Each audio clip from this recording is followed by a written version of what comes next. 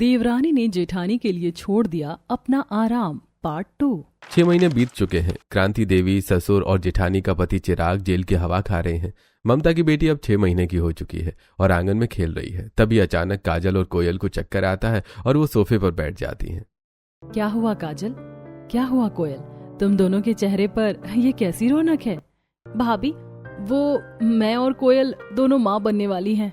हे छठी मैया, आपका लाख लाख शुक्र है। 6 महीने पहले मेरी इन दोनों देवरानियों ने मेरे और मेरी बेटी के लिए अपनी नई शादी का सारा आराम छोड़ दिया था।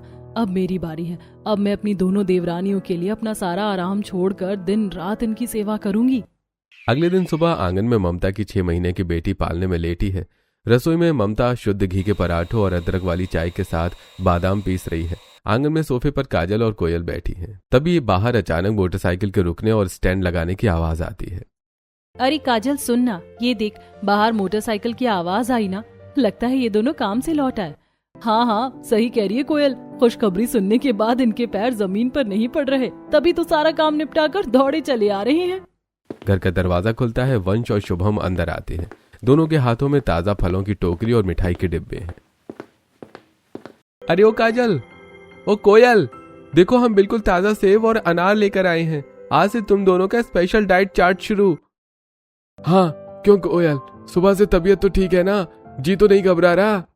अरे मैं बिल्कुल ठीक हूँ। सुबह से भाभी ने मुझे और काजल को सोफे से हिलने तक नहीं दिया। झाड़ू पोछे से लेकर रसोई तक सब अकेले संभाल रही हैं। और नहीं तो क्या। वैसे आप दोनों भाई जल्दी से हाथ मुंह धोकर तैयार हो जाइए। आज हमें पहली बार चेकअप के लिए क्लिनिक जाना है। हाँ, हम जल्दी से हाथ मुंह धोकर 5 मिनट में तैयार होते हैं। तभी ममता रसोई से बादाम वाली गर्म दूध के पीतल के गिलास लेकर आती है। अरे ओ वंश, शुभम, तुम दोनों आते ही अपनी पत्नियों के पीछे पड़ गए। पहले इन्हें ये गर्म बादाम वाला दूध पी लेने दो, फिर डॉक्टर के पास लेकर जाना। भाभी, आप अकेली इस 6 महीने की बच्ची को संभाल रही हैं। इन दोनों का भी आप पर कितना बोझ पड़ गया है ना? हट, चुप कर। कैसी बातें करता है तू? कैसा बोझ? आज छठी मैया ने हमारे घर में खुशियां भेजी हैं, तो क्या मैं इनके लिए अपना आराम नहीं छोड़ सकती? अरे भाभी, आप तो हमें रुला ही देंगी। हम बहुत खुश नसीब हैं जो हमें आप मिली हैं, जो बिल्कुल माँ की तरह हमारा ख्याल रखती हैं। सच में भाभी, आपके प्यार ने इस घर को बिखरने से बचा लिया। भले ही बड़े भैया, माँ और बाबूजी अपनी गलती की सजा काट रहे हैं, पर आपके इस प्यार को देखकर लगता है कि हमारे घर से सारी कड़वाहट हमेशा के लिए खत्म हो गई है। अब सिर्फ खुशियां रहेंगी। वैसे भैया, एक बात कहूँ, आज सुबह से मुझे पिंकी की बहुत याद आ रही है। उस दिन जब पुलिस घर आई थी तो वो डर के मारे चुपके से मामा के घर भाग गई थी। अरे शुभम, तो पिंकी की चिंता क्यों करता है? मामा के घर तो उसकी लाल रंगोली हो ही रही होगी। वैसे बिना बैंड बाजा की विदा हो गई हमारी बहन तो। वंश की बात सुनकर पूरा परिवार जोर से हंसने लगता है। इसके बाद वंश और शुभम तैयार होने कमरे में चले जाते हैं। काजल और कोयल दूध पीने लगती है और थोड़ी देर बाद पूरा परिवार डॉक्टर मल्होत्रा के केबिन में खड़ा है। डॉक्टर मल्होत्रा बहुत ही ध्यान से दोनों की सोनोग्राफी रिपोर्ट देख रहे हैं। बहुत बहुत बधाई हो, दोनों की रिपोर्ट एकदम परफेक्ट है। काजल और कोयल, तुम दोनों की प्रेगनेंसी में कोई कॉम्प्लिकेशंस नहीं है। डॉक्टर साहब, कोई खास सावधानी? हाँ, बस शुरुआती 3 महीने बहुत संभल कर रहना है। कोई भारी वजन नहीं उठाना और सीढ़ियां तो बिल्कुल नहीं चढ़नी है। डॉक्टर साहब, आप बिल्कुल फिक्र मत करो। इन दोनों की जेठानी अभी जिंदा है। जब तक पूरे 9 महीने नहीं हो जाते, मैं इनके पैर भी जमीन पर नहीं पड़ने दूंगी। सारा काम मैं खुद संभालूंगी। आज के जमाने में ऐसी जेठानी मिलना तो किस्मत की बात है। जैसे आप जैसी समझदार जेठानी हर घर में हो तो मुझे दवाइयों से ज्यादा आपकी सेवा पर भरोसा रहेगा। चलिए, ये पर्चा लीजिए और आराम से घर जाइए। पूरा परिवार बेहद खुश होकर घर लौटता है। वंश और शुभम अपनी पत्नियों को बहुत ही नाजुकता से धीरे धीरे सोफे पर बिठाते हैं। बैठो काजल। हाँ कोयल, डॉक्टर साहब ने जो कहा है याद है ना? कोई लापरवाही नहीं चलेगी। अरे हाँ, अब तो आप दोनों ही हमें पलकों पर बिठा कर रखोगे। अब तो सच में ऐसा लग रहा है जैसे हम महारानियां बन गई हैं। सभी खुश होते हैं। तभी वंश एक स्टूल खींचकर काजल के पैरों के पास बैठ जाता है और उसके पैर दबाने लगता है। वहीं शुभम बड़े प्यार से कोयल के सिर पर चंपी करने लगता है। अरे, ये क्या कर रहे हैं आप? छोड़िए ना, नीचे पैर दबाने बैठ गए। भाभी रसोई में देख लेंगी तो क्या कहेंगी? वैसे भी मैं बिल्कुल ठीक हूँ। डॉक्टर ने साफ साफ बोला है ना कि तुम्हें पूरा आराम करना चाहिए, कोई थकान नहीं होनी चाहिए। अपनी पत्नी के पैर दबाने में कैसी शर्म? आज से अगले 9 महीने तक तुम्हारी हर फरमाइश पूरी करना मेरा पहला फर्ज है। तुम बस चुपचाप आराम करो। अरे डॉक्टर ने अगर मुझे बेड रेस्ट बोला है तो तुम तो पूरे दिन मेरे सिर पर तेल की नदियां बहाने में लगे रहोगे। इतना लाड प्यार दिखाओगे तो सच में मैं बहुत आलसी हो जाऊंगी। अरे कोयल, आलसी होना है तो शौक से हो जाओ। किस्मत वालों को ऐसा दिन देखने को मिलता है जब एक साथ घर में दो दो खुशियां आ रही हो। हम अपनी तरफ से कोई कमी नहीं छोड़ेंगे। तभी रसोई से ममता मखाने की गरम गरम खीर के कटोरे लेकर आती है और अपनी देवरानियों को देती है। अरे ओ वंश शुभम, हटो जरा सोफे पर से। सुबह से इन्हें घेर कर बैठे हो, थोड़ा चैन लेने दो इन्हें। लो तुम दोनों पहले ये स्पेशल खीर खाओ। भाभी आप सुबह से रसोई में लगी हो, पहले हमारे लिए बादाम वाला दूध बनाया, फिर डॉक्टर के पास हमारे साथ गई और अब आते ही हमारे लिए ये स्पेशल खीर बनाने बैठ गई। हाँ, आप अपनी बच्ची को कब संभालोगी, खुद कब आराम करोगी? हमारे चक्कर में आपका इतना काम बढ़ गया। चल पागल, पागल कहीं की। 6 महीने पहले जब मेरे ऊपर विपत्ति आई थी तब तुम दोनों ने भी तो अपना आराम छोड़ दिया था ना, तो क्या आज मैं अपनी देवरानियों के लिए इतना भी नहीं कर सकती? भाभी सच में भगवान आपको जैसी सबको भाभी दे। बड़े भैया भले ही गलत रास्ते पर चले गए, लेकिन आप इस घर की ढाल बनी हुई हो। और क्या, हमारे बच्चों को दुनिया की सबसे अच्छी ताई मिलने वाली है। सही कहा। हाँ, वैसे देखो जरा कितना सुहाना मौसम हो रहा है। ऐसा लग रहा है कि आसमान भी हमारे घर की खुशी में शामिल होने को, बरसने को तैयार है। तभी अचानक आसमान में बहुत काले काले घने बादल छा जाते हैं। ठंडी ठंडी हवा के तेज झोंके चलने लगते हैं, जिससे घर के पर्दे उड़ने लगते हैं। देखते ही देखते बाहर मूसलाधार बारिश शुरू हो जाती है। अरे काजल, देख रही है बाहर कितनी अच्छी बारिश हो रही है।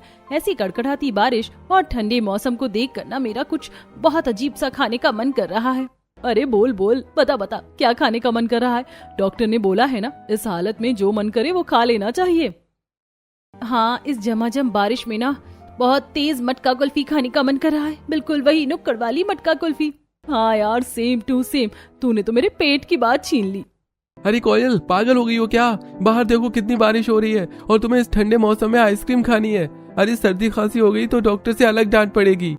अरे चुप कर शुभम, उनका मन है आइसक्रीम खाने का तो वो जरूर खाएंगी। तुम दोनों भाई यहीं बैठो और इनका ध्यान रखो। मैं खुद अभी छाता लेकर जाती हूँ नुक्कड़ वाली दुकान से और तुम दोनों के लिए ताजा मटका कुल्फी लेकर आती हूँ। अरे नहीं नहीं भाभी, बाहर बहुत तेज पानी बरस रहा है, भीग जाओगी। चल पागल, मैं नहीं भीगूंगी, बड़ी बहन हूँ, इतना तो बनता है ना मेरा। तुम दोनों चुपचाप बैठो। ममता हाथ में एक पुराना काला छाता लेती है। बाहर बहुत तेज पानी पड़ रहा है। ममता भीगती हुई अपनी देवरानियों की खुशी के लिए कुल्फी लेने आगे बढ़ जाती है। दोस्तों, क्या ममता जैसी जेठानी सचमुच किसी फरिश्ते से कम नहीं होती? कमेंट में यस लिखें। मूसलाधार बारिश में ममता भीगती हुई, हाँफती और ठंड से ठिठुरती हुई आइसक्रीम लेकर घर के दरवाजे पर पहुंचती है। उसकी साड़ी का पल्लू पूरा भीगा हुआ है और चप्पलें कीचड़ में सनी है। तभी वो देखती है कि दरवाजे पर सूती साड़ी पहने और हाथ में पुराना झोला लिए औरत खड़ी है। अरे अरे बुआ जी, आप यहाँ सब ठीक तो है ना बुआ जी? हाय राम, मेरी बच्ची ममता, ये क्या हाल बना रखा है तूने? जब मुझे पता चला कि तेरे ससुराल वालों ने तेरी क्या हालत कर दी है। तेरे पति और सास ससुर जेल चले गए और तू बेचारी 6 महीने की बच्ची को लेकर अकेली रह रही है, तो मुझसे रहा नहीं गया बेटी। मैं सब छोड़ छाड़ कर अपनी भतीजी के पास आ गई। अरे नहीं नहीं बुआ जी, आप फिक्र मत करो, मैं बेसहारा नहीं हूँ। मेरी देवरानियाँ और मेरे देवर है ना, आप अंदर तो चलिए। ममता दरवाजा खटखटाती है। शुभम दौड़कर दरवाजा खोलता है। अरे भाभी, आप आ गई? और ये साथ में कौन है भाभी? अरे शुभम, ये मेरी सगी बुआ जी हैं, नागपुर से आई हैं। बुआ जी, ये मेरा छोटा देवर है शुभम। प्रणाम बुआ जी। आइए आइए, अंदर आइए। बाहर बहुत भयंकर बारिश है, आप तो पूरी भीग गई हैं। जुगु जुगु जियो बेटा। जी बुआ जी, नमस्ते। बुआ जी दोनों प्रेग्नेंट हैं, दोनों पेट से हैं। अरे भगवान तुम्हारी कोख सलामत रखे। घर में एक साथ 2-2 किलकारियां गूंजने वाली हैं। तभी ममता के भीगे पल्लू को देखकर अचानक कटीली बुआ छाती पीटने लगती हैं। हाय हाय रे किस्मत, इस खुशी के चक्कर में तुम सब मिलकर मेरी बच्ची की जान लेने पर तुले हो क्या? अरे बुआ जी, आप ऐसे क्यों चिल्ला रही हैं? क्या हुआ? तुम दोनों हट्टे कट्टे मर्द यहाँ सोफे पर बैठकर लुगाइयों की गुलामी कर रहे हो और मेरी अकेली भोली भाली भतीजी को इस बीमारी के मौसम में नुक्कड़ पर आइसक्रीम लेने भेज दिया। शर्म नहीं है तुम्हारी आंखों में?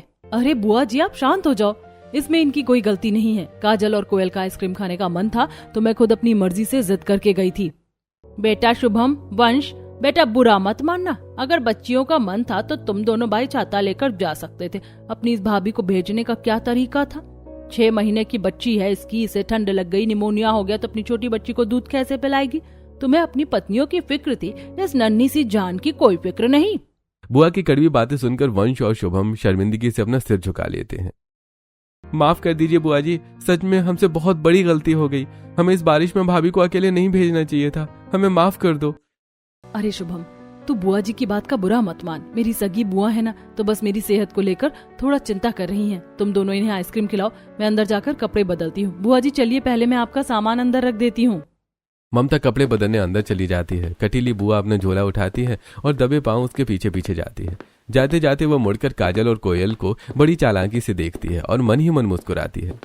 देखो, पहली ही चाल में दोनों लड़कों के चेहरे की लालटेन बुझा दी ना। अरे अभी तो इस बारिश में आइसक्रीम के बहाने मैंने ममता के मन में शक का बीज डाला है। धीरे धीरे देख लेना, मैं ममता को ऐसे बदले की आग में झोंकूंगी कि ये तुम सबकी सबसे बड़ी जानी दुश्मन बन जाएगी। कटीली अंदर कमरे में चली जाती है। कुछ देर बाद ममता कपड़े बदलकर बाहर आती है और पूरा परिवार खाना खाकर सोने जाता है। ममता का कमरा बिल्कुल शांत है। वो अपनी 6 महीने की सोती हुई बच्ची को गोदी में लेकर बैठी है। तभी कटीली बुआ दबे पांव कमरे में आती है और ममता के पास बैठ जाती है। मेरी भोली बच्ची, मैं जब से आई हूँ तब से देख रही, तो ऊपर से तो बहुत मुस्कुरा रही है, पर इस हंसते चेहरे के पीछे जो दर्द छुपा रही है ना, वो इन बूढ़ी आंखों से नहीं छुप सकता। मुझे एक बात बता, तू इस घर की जेठानी है या बंधुआ मजदूर? आप ये क्या कह रही हैं बुआ जी? मजदूर? अरे नहीं, मैंने आपसे कहा ना, 6 महीने पहले जब मेरे पति और सास ससुर ने मुझे अधमरी हालत में छोड़ा था, तब इन दोनों नई नवेली देवरानियों ने अपना सुख छोड़कर मेरी सेवा की थी। आज वो प्रेग्नेंट है तो उनकी सेवा करना मेरा भी तो फर्ज है ना। अरे मेरी भोली गाय, कर भला तो हो भला का जमाना अब नहीं रहा बेटा। तू पागलों की तरह पुरानी बातों को पकड़कर बैठी है। 6 महीने पहले उन्होंने जो किया वो कोई एहसान नहीं था, वो तो उनका फर्ज था, क्योंकि तू इस घर की बड़ी है। पर आज का नजारा देखा तूने? आज के नजारे में क्या खराबी थी बुआ जी? सब कितने खुश तो थे। खराबी मुझे दिख रही है बेटा, जो तू अपनी आंखों से नहीं देख पा रही है। जब तू बेचारी कीचड़ में सने पैरों से अपनी देवरानियों के लिए कुल्फी लेने गई थी, तब तेरे देवर अपनी लुगाइयों की गुलामी कर रहे थे। कोई पैर दबा रहा था, कोई चंपी कर रहा था। उनके पति 24 घंटे उनके आगे पीछे घूमते हैं, और तेरा पति बेचारा चिराग 6 महीने से काल कोठरी में सूखी रोटी खाकर सड़ रहा है। बुआ जी, चिराग जी ने गलती की थी, इसीलिए वो जेल में है। इसमें वंश और शुभम का क्या दोष है? दोष चिराग का नहीं है बेटा, दोष तो तेरी इस फूटी किस्मत का है। मुझे एक बात बता, चिराग जेल क्यों गया? क्योंकि उसने अपने माँ बाप की बात मानी थी। अपने माँ बाप की बात मानना किसका फर्ज नहीं होता? कल को तेरी लड़की बड़ी हो जाएगी और वो तेरी बात नहीं मानेगी, तो क्या तुझे दुख नहीं होगा? उसने जो किया माँ बाप के कहने पर किया, वो गलत नहीं था। अपनी देवरानियों को देख, उनके पति उनके साथ हैं, उन्हें दुनिया भर का सुख दे रहे हैं, और मेरा दामाद जेल में सड़ रहा है। मेरी तो छाती फटी जाती है बेटा, तेरी हालत पर रोना आता है। बुआ जी, सच कहूँ तो जब मैं वंश और शुभम को देखती हूँ, मुझे भी उनकी बहुत याद आती है।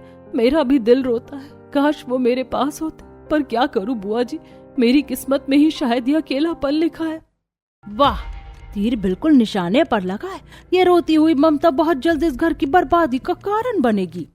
तू रो मत मेरी बच्ची, मत रो, लेकिन तू इनके होने वाले बच्चों के लिए अपना आराम छोड़ देगी। लेकिन देख लेना, जब ये दोनों देवरानियां अपने बच्चे को लेकर इस पूरे घर पर कब्जा कर लेंगी ना, तो तुझे और तेरी सौभागी बच्ची को इस घर की नौकरानी बनाकर छोड़ देंगी। मुंह में राम बगल में चूरी। बेटा, ये लोग बहुत शातिर हैं। अगर तूने अभी से अपना हक नहीं मांगा तो जिंदगी भर इनके बर्तन मांजती रह जाएगी। नहीं बुआ जी, ऐसी बातें मत कीजिए। काजल और कोयल ऐसी नहीं हैं, वो मुझसे बहुत प्यार करती हैं।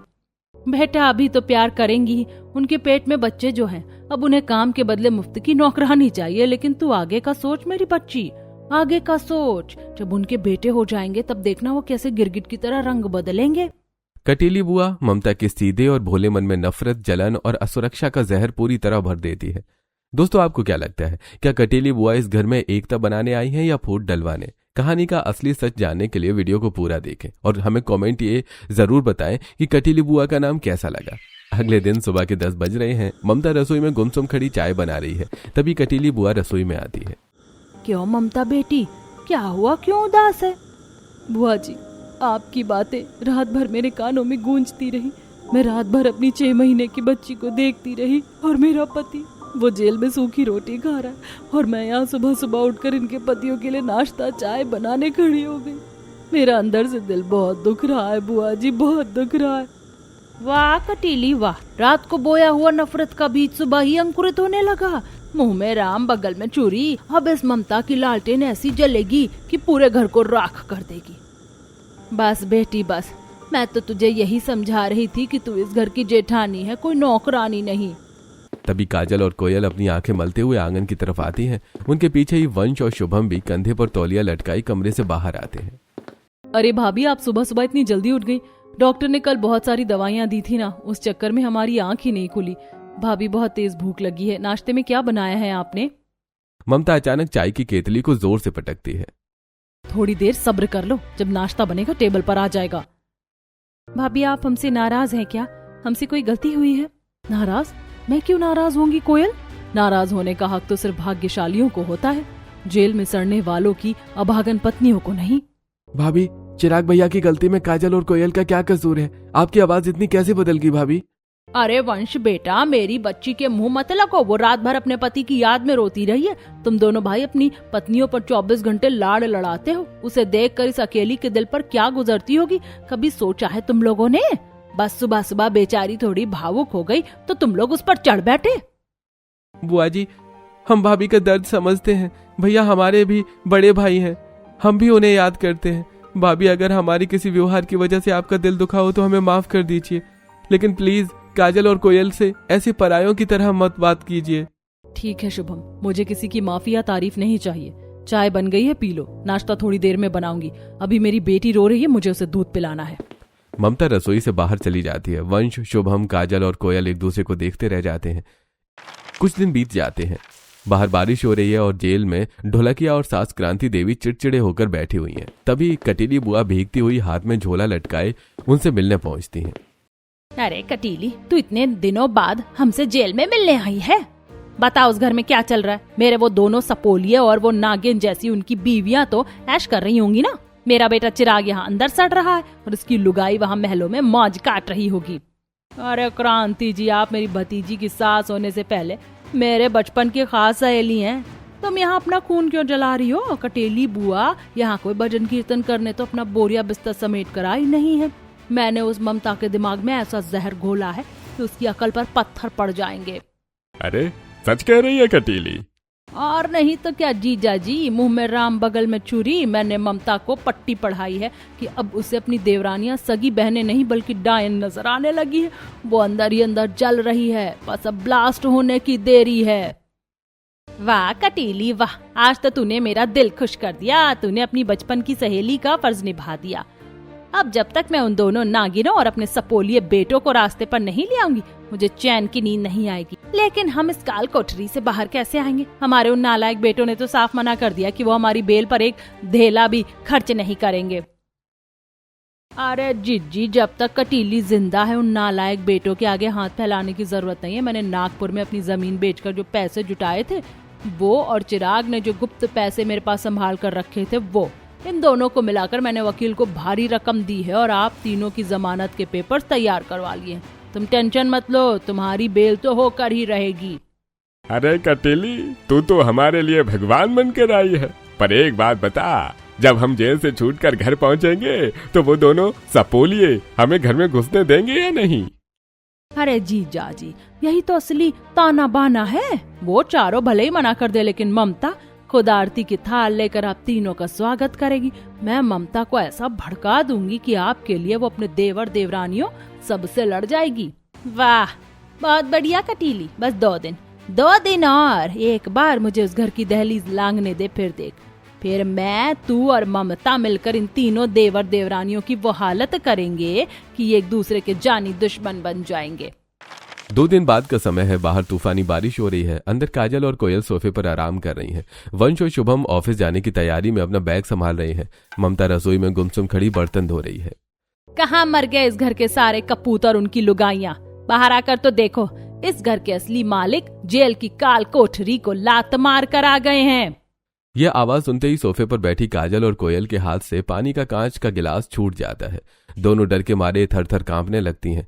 वंश और शुभम के हाथ से भी ऑफिस के बैग छूट जाते हैं। दरवाजे पर सास क्रांति देवी, ससुर ढोलकिया और चिराग खड़े हैं। अरे मम्मी, पापा, बड़े भैया, आप तीनों जेल से बाहर कैसे आए?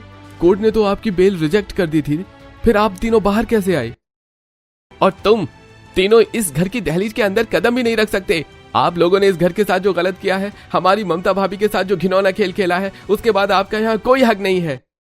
ओए शुभम, जबान संभाल कर बात कर। जिस आलीशान घर में बैठकर अपनी पत्नी पर लाड़ लड़ा रहा है ना, उस घर की एक एक ईंट मैंने अपने खून पसीने से खड़ी की है। तू मुझे मेरे ही घर से बाहर निकालेगा, कमीने, धोखेबाज। वंश, प्लीज इन्हें बाहर निकालो। इन्हें देखकर मेरी धड़कनें तेज हो रही हैं। मुझे बहुत डर लग रहा है वंश। निकलो बाहर यहां से तुम लोग, अभी के अभी, वरना मैं पुलिस को फोन कर दूंगा। हमारी पत्नियां प्रेग्नेंट हैं, मैं उन्हें तुम्हारी इस गंदी साजिश के साए में बिल्कुल नहीं रहने दूंगा। तभी रसोई से ममता दौड़ती हुई आती है और अपनी सास, ससुर और पति के आगे ढाल बनकर खड़ी हो जाती है। रुक जाओ वंश, रुक जाओ शुभम, एक कदम भी आगे मत बढ़ाना। पुलिस को फोन करने की कोई जरूरत नहीं है। भाभी, आप ये क्या बोल रही हैं? ये वही लोग हैं जिन्होंने आपके साथ इतनी बड़ी दरिंदगी की थी। मुंह में राम, बगल में छुरी रखना तो तुम चारों से सीखना चाहिए। 6 महीने पहले जो हुआ वो एक गलती थी, और आज जब मेरे पति और सास ससुर जेल की 6 महीने की सजा काट कर बाहर आए हैं, तो तुम लोग इस घर के मालिक बनकर बैठ गए। शर्म नहीं आती तुम लोगों को? जब बड़े भैया कमा कर ला रहे थे तब वो बहुत अच्छे थे। भाभी, क्या आपकी अकल पर पत्थर पड़ गए हैं? आप भूल गई हैं कि इन्होंने आपकी डिलीवरी के समय आपका क्या हाल किया था? मैं कुछ नहीं भूली हूँ वंश, मुझे सब याद है कि कौन अपना है और कौन पराया। हाथ कंगन को आरसी क्या और पढ़े लिखे को फारसी क्या? साफ साफ सुन लो, बड़े भैया, सासू माँ और ससुर जी को बेल पर मैं खुद लेकर आई हूँ। किसी को ऐतराज है तो वो ये घर छोड़कर अभी के अभी यहाँ से जा सकता है, क्योंकि मेरे पति अब सुधर चुके हैं, ये लोग बदल चुके हैं। मुझे कटीली बुआ ने सब सच बता दिया है। वाह ममता बेटी, से कहते हैं खानदानी बहू। अपनी पत्नियों के पल्लू में छुपने वाले दोनों तुम्हारे भाई अपनी माँ को धक्के मार रहे थे, लेकिन मेरी भोली भतीजी ने तुम्हारी लाज रख ली। अब चलो अंदर क्रांति जी, देखते हैं कौन माई का लाल तुम्हें रोकता है। काजल और कोयल सोफे पर बैठकर फूट फूट कर रोने लगती हैं। ममता चिराग, सास और ससुर को आदर सहित अंदर लेकर आती है। रात के 11 बज रहे हैं। घर का माहौल जो पहले बेहद शांत और खुशहाल रहता था, अब शमशान जैसा भयानक और भारी दिख रहा है। काजल और कोयल अपने कमरे के दरवाजे पर सहमी खड़ी हुई हैं और पालने में सो रही ममता की 6 महीने की बेटी को बड़े प्यार और डर से देख रही हैं। तभी वहां से ममता गुजरती है। ममता को देखते ही दोनों देवरानियां डर के मारे अपनी नजरें झुका लेती हैं। ममता बिना एक शब्द बोले अपने कमरे का दरवाजा जोर से बंद कर लेती है। देखा बुआ जी आपने, आज इन दोनों देवरानियों का घमंड देखा? जैसे ही मैं आंगन में आई, दोनों ने अपनी नजरें फेर ली, और तो और शाम से उन्होंने मेरी फूल जैसी बच्ची को प्यार से देखा तक नहीं। अरे बेटा, ये दोनों तो तुझसे और तेरी बच्ची से नफरत करती हैं, और क्यों ना करे। उनके पेट में इस घर के कुल दीपक जो पल रहे हैं, वो तुझे और तेरी बेटी को इस घर का हिस्सा ही नहीं मानती। मैंने इनका क्या बिगाड़ा था बुआ जी? जब ये दोनों इस घर में आई, मैंने इनका अपनी बच्चियों की तरह ध्यान रखा, और आज ये मेरी मासूम बच्ची से बैर कर रही हैं। हाँ बेटा, अगर उनके बच्चे सलामत इस दुनिया में आ गए ना, तो वो तेरी बेटी को धक्के मारकर इस घर से बाहर निकाल देंगे। तो अपनी बच्ची का हक बचाना चाहती है नहीं? मैं अपनी बच्ची का हक किसी को नहीं छीनने दूंगी बुआ जी, कभी नहीं। आप ही बताओ मैं क्या करूं, कैसे उनका एक घमंड तोड़ूं? जब वो तेरी बच्ची से प्यार नहीं करते तो तू उनकी कोख पर क्यों तरस खा रही है? कल सुबह डॉक्टर ने उन्हें जांच के लिए बुलाया है ना। वो दोनों सीढ़ियों से नीचे उतरेंगी, बस पैर फिसलने की ही देर है बेटा। देख, अगर उनके बच्चों को कुछ हो गया तो उनका सारा घमंड पल भर में मिट्टी में मिल जाएगा। आप बिल्कुल सही कह रही हैं बुआ जी। जो मेरी बेटी से बैर करेगा, मैं उसकी कोख कभी सलामत नहीं रहने दूंगी। कल सुबह ही इनका घमंड टूटेगा। अगली सुबह का समय है। ममता दबे पांव अपने कमरे से निकलती है। उसके हाथ में सरसों के तेल की एक छोटी कटोरी है, जहां से सीढ़ियां खत्म होती हैं और काजल कोयल के जाने का रास्ता है। ममता वहां फर्श पर चुपके से सारा तेल डाल देती है। तुमने मेरी छोटी सी बच्ची से बैर किया है ना काजल, कोयल, देखना आज तुम दोनों का क्या हाल होता है। मैं अपनी बच्ची का हक किसी को छीनने नहीं दूंगी।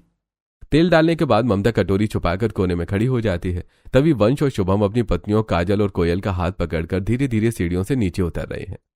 बहुत बढ़िया बेटा, तीर बिल्कुल सही जगह से छूटा है। कुछ ही पलों में देख तमाशा शुरू होने वाला है। अरे काजल, कोयल, जल्दबाजी मत करना, आराम से पैर रखो। शुभम, हाथ पकड़कर नीचे ले जाओ। आप फिक्र मत कीजिए, हम बहुत संभल कर। जैसे ही काजल और कोयल का पैर सीढ़ियों के आखिरी पायदान पर पड़ता है, उनका पैर तेल पर बुरी तरह से फिसलता है। काजल बहुत जोर से चीखती है और कोयल को पकड़ने की कोशिश करती है। हाय राम, कोयल, मेरा पैर फिसल गया, बचाओ बचाओ। भैया, शुभम, बचाओ।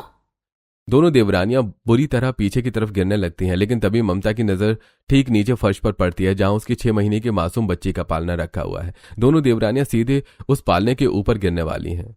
नहीं, मेरी बच्ची को बचाओ। काजल, कोयल, रुक जाओ। हाय राम, ये मैंने क्या कर दिया? मेरी खुद की चाल मेरी ही बच्ची के लिए जानलेवा बन गई। भगवान के लिए रुक जाओ। शुभम, संभाल! काजल, कोयल! शुभम फुर्ती से अपनी बाहें फैलाकर हवा में ही काजल और कोयल को अपनी तरफ खींच लेता है और वंश दौड़कर अपनी पीठ पालने के आगे अड़ा देता है ताकि कोई चोट बच्ची को न लगे। चारों फर्श पर एक साथ गिरते हैं, लेकिन सब सुरक्षित बच जाते हैं। पालना अपनी जगह पर सुरक्षित रहता है। काजल और कोयल अपनी जान की परवाह किए बिना तुरंत घुटनों के बल रेंगती हुई उस पालने की तरफ बढ़ती हैं और ममता की बच्ची को चूमने लगती हैं। अरे, हमारी भतीजी ठीक तो है ना? चोट तो नहीं लगी मेरी लाडो को? भगवान का शुक्र है, हमारी बच्ची बिल्कुल ठीक है। ममता भागती हुई आती है और कोयल की गोद से अपनी बच्ची को छीनकर छाती से लगा लेती है और फूट फूट कर रोने लगती है। मेरी बच्ची, मेरी लाली, भगवान का शुक्र है तू ठीक है। मुझे माफ कर दे बच्ची, मुझे माफ कर दे। भाभी, अगर हमारी इस बच्ची को कुछ हो जाता तो हम कैसे जीते? हम नीचे उतर रहे थे, अचानक पता नहीं कैसे पैर फिसल गया। पैर अचानक नहीं फिसला है काजल। इस घर में तुम्हें और तुम्हारे होने वाले बच्चे को मारने की साजिश की गई थी। बोलो, किसने किया ये नीच काम? मम्मी आपने किया या बड़े भैया? ये आपकी कोई साजिश है? नहीं, बताओ। नहीं वंश, नहीं शुभम, इसमें सासू माँ और ससुर जी या चिराग जी का कोई हाथ नहीं। एक घिनौना पाप मैंने ही किया। ये तेल मैंने ही डाला था। आप हमारे बच्चों को मारने की कोशिश कर रही थी? मुझे माफ कर दो, मेरी मति मारी गई थी। इस कटीली बुआ ने मेरे दिमाग में जहर भर दिया था कि तुम दोनों मेरी बेटी से नफरत करती हो और उसे इस घर से बाहर निकाल दोगी। मुझे नहीं पता था कि तुम दोनों अपनी जान पर खेलकर मेरी बेटी को बचाओगी। मुझे माफ कर दो, मुझे पुलिस के हवाले कर दो। मैं इस पाप के लायक ही हूँ। पूरे हॉल में सन्नाटा छा जाता है। तभी अचानक कटीली बुआ, सास क्रांति देवी और ससुर ढोलकी आगे बढ़ते हैं। कामचोर औरत अपनी साजिश का इल्जाम मुझ पर लगाती है। कटीली बुआ और क्रांति देवी आगे बढ़कर काजल, कोयल और ममता का गला दबाने लगती हैं। आज तुम दोनों को जिंदा ही नहीं छोड़ेंगे, सब खत्म कर देंगे। तभी अचानक पुलिस के साथ नंद, पिंकी और चिराग अंदर आते हैं और चिराग अपनी मां क्रांति देवी और कटीली बुआ की चोटी पकड़कर उन्हें पीछे खींच लेता है। वहीं वंश और शुभम अपने बाप ढोलकिया को दबोच लेते हैं। चिराग बेटा, तू ये क्या कर रहा है? अपनी माँ पर हाथ उठा रहा है। मैं बिल्कुल सही कर रहा हूँ माँ। मैंने ही ममता को तुम्हारी इस साजिश के बारे में पहले ही हिंट दे दिया था। जब तुम और ये कटीली बुआ जेल के अंदर और घर के कोने में साजिश रच रही थी, तब मैंने तुम्हारी सारी बातें सुन ली थी। जेल की हवा खाकर मैं सुधर चुका हूँ माँ। मैंने तुरंत पिंकी के साथ मिलकर ये पूरा प्लान बनाया। वो तो थोड़ी सी देर हो जाती तो आज न जाने क्या अनर्थ हो जाता। पुलिस तुरंत आगे बढ़ती है और कटीली बुआ, सास क्रांति देवी और ससुर ढोलकिया को हथकड़ी लगा लेती है और घसीटते हुए जीप में डाल देती है। काजल, कोयल, वंश, शुभम, मुझे माफ कर दो। मैं बुआ के बहकावे में आ गई थी। अरे भाभी, सुबह का भूला अगर शाम को घर लौट आए तो उसे भूला नहीं कहते।